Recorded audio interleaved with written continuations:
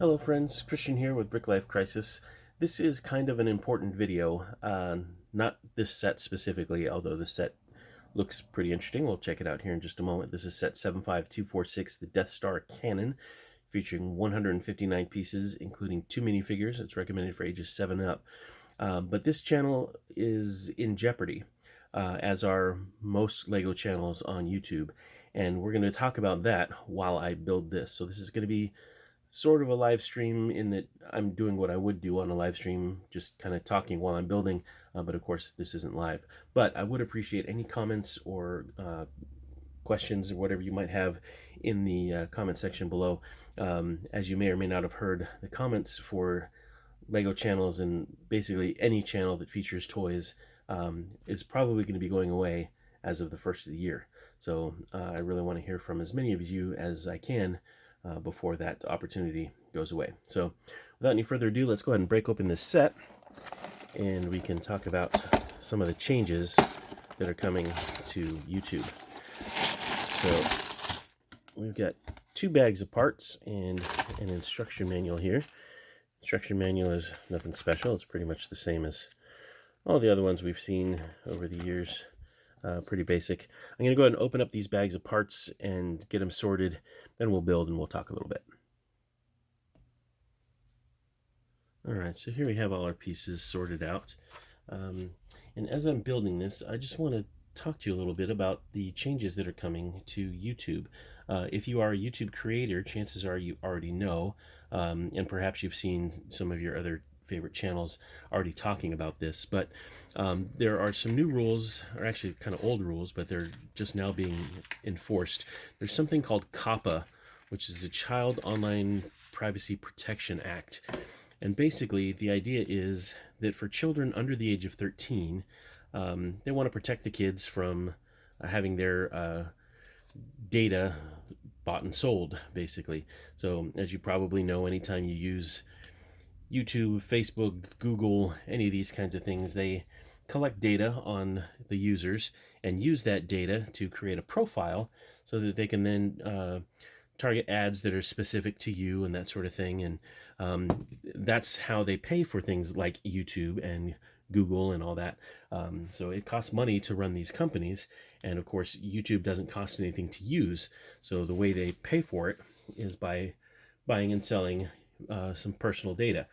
For the most part, it's fairly innocuous, but you know, there are privacy people out there that are very concerned about it, and rightfully so in some instances. But in any event, because of these new rules that are going into effect, channels like mine will not have the opportunity to have the same freedom that we do currently. And what I mean by that is right now, you have the ability to interact with me in terms of leaving feedback or liking the video, sharing the video, that sort of thing.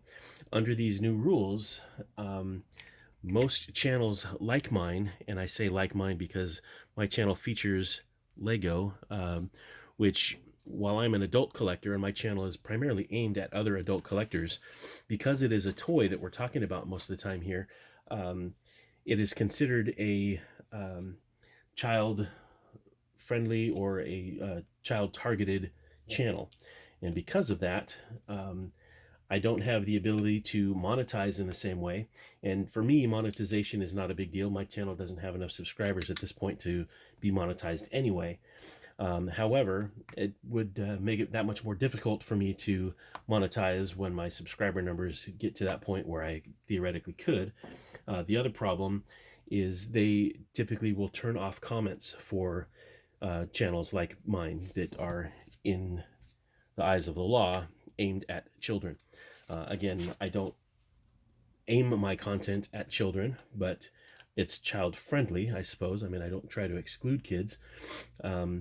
And I do sometimes feature my nieces and nephews, and they, of course, are kids. So in any event, what that means is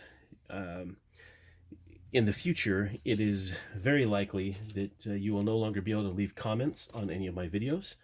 And it will be difficult for me to monetize. which means the incentive for creating new videos is lessened. I enjoy creating the videos. I think it's a fun hobby for me. Um, but the best part about doing this, in my opinion, is getting feedback from the people who watch. So people like you that say, um, nice video, or, thanks for doing the review. Just nice little comments that people make. That's really my reason for doing this kind of thing. And if you are no longer able to make comments on my videos, then first of all, I don't get feedback from my viewers, and so it's hard for me to tell what you guys like and what you don't. So it's harder for me to adapt and improve based on what you guys say. And if I don't have the immediate feedback, then that kind of means that the drive and desire to keep improving kind of dissipates, because I don't really know what you guys want and that sort of thing. So I wanted to give you guys a heads up that while I intend to keep making videos once my computer is back, that's another story, but it's going to be a little different. Sadly, it's just kind of the way things are going in today's day and age.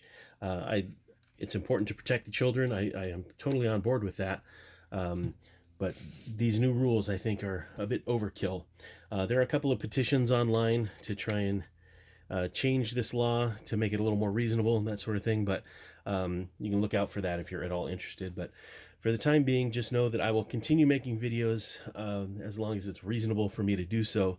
But the big problem here is if I don't flag my channel, or at least flag my videos as being aimed at children, which turns off the comments, turns off targeted monetization, that sort of thing, then I am liable for up to $42,500 in fines per video. I have over 500 videos up. So for me, that's a potential liability of well over $2 million.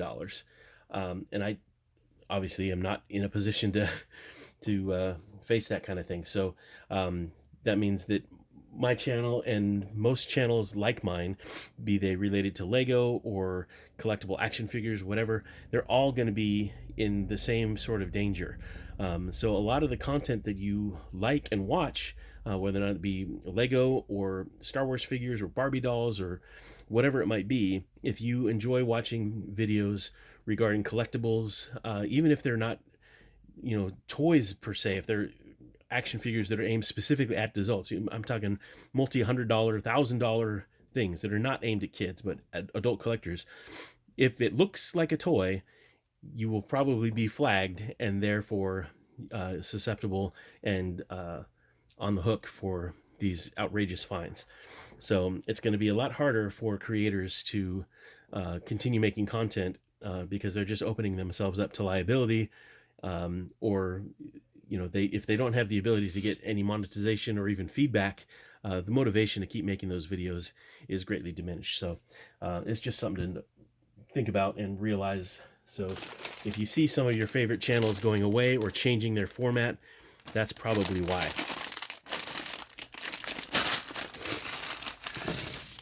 All right. I also mentioned my computer. As many of you know, if you've watched for a little while, I recently had some computer problems. I had a hard drive and a motherboard both fail on my laptop. I purchased the laptop at Costco, and they offer a pretty good warranty on their stuff. And so I sent my computer in, and as it turns out, the parts for my laptop are no longer available. So what they told me was that they were going to ship it back to me, and I would be able to take it into my local Costco and turn it into them, and they would give me a credit to use towards a new laptop, which was fine with me. I was told that it would be here a week ago Wednesday, almost 2 weeks ago now, and it still isn't here.